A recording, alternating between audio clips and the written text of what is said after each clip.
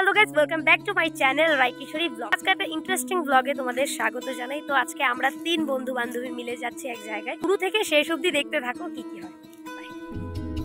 তো আমি ভুলেই গিয়েছিলাম যে আমার ক্যামেরা এতক্ষণ অনই ছিল। তারপর আমার রিঅ্যাকশনটা কি দেখুন।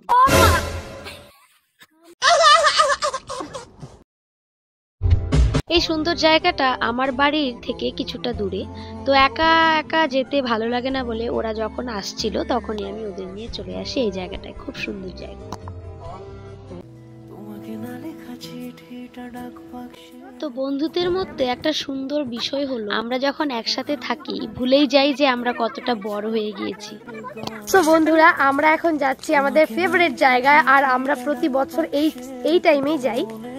তো এর আগে গিয়েছিলাম পয়লা বৈশাখে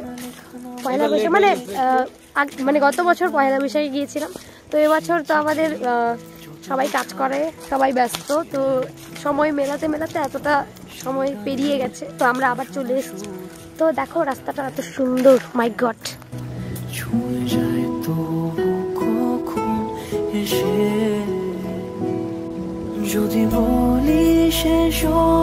তো বন্ধুরা, ঠাম্মা বলছে আমার এই বান্ধবীটা যদি ব্যাটো হয়।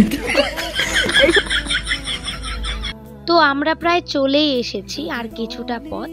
তার মধ্যে আমাদের অনেক অনেক গল্প, অনেক পুরনো জমে থাকা গল্প আমরা বলছিলাম, আর সারাটা রাস্তা হাসি ঠাট্টায় মজায় পেরিয়ে আসছিলাম। এই দিনগুলো হয়তো আর ফিরে পাবো না, কিন্তু স্মৃতি হিসেবে এই ভিডিওটা আমার কাছে থেকে যাবে। বড্ড ভালো সময় পেরোচ্ছে এখন আমাদের, বুঝতেই পারা যায় না কখন যে এই সময়গুলো আমাদের স্মৃতি হয়ে দাঁড়াবে। যাকগে বাপু, এত ভেবে লাভ নেই, এখন এনজয় করি।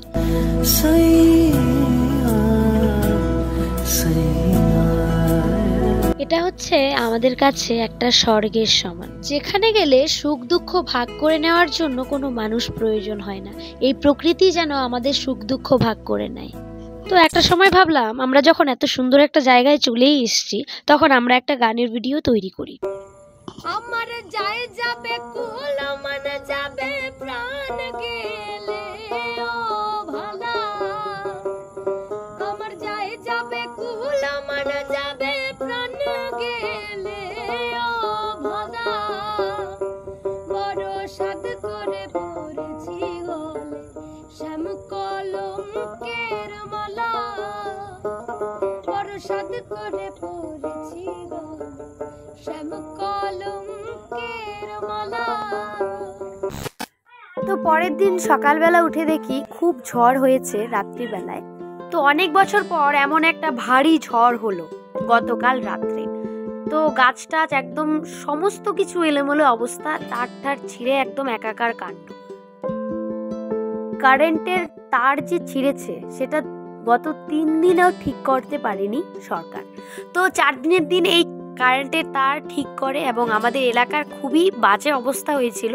কারো বাড়ির গাছ অন্য বাড়িতে পড়ে একদম বাড়িঘর সরমার করে দিয়েছে। এই দুর্যোগটা প্রতি বছরই হয়, এটা প্রাকৃতিক দুর্যোগ, অবশ্যই এটা আমাদের মেনে নিতে হবে। তো আজ ছিল বাবিনের স্কুলে ড্রয়িং এক্সাম। তো বাবিন রেডি হয়ে ড্রয়িং করছিল। আমি বলছিলাম তোমার কি এক্সাম? ও ড্রয়িং বলতেই পারছে না। যাকে মার আরো 2জন স্টুডেন্ট এসে তাদের কর্মশিক্ষার যে জিনিসগুলো তৈরি করেছিল সেগুলো দেখাতে এনেছিল। তো এই ভাই নিজেই ওই ঘরটা তৈরি করেছে, আর এই বোন নিজেই ফুলগুলো তৈরি করেছে। বেশ সুন্দর হয়েছে। তো আজকের মতো ভিডিওটা এখানে এন্ড করছি। ভালো লাগলে অবশ্যই লাইক কমেন্ট শেয়ার করে সাথে থেকো। Thanks for watching. দেখা হচ্ছে নেক্সট ব্লগে।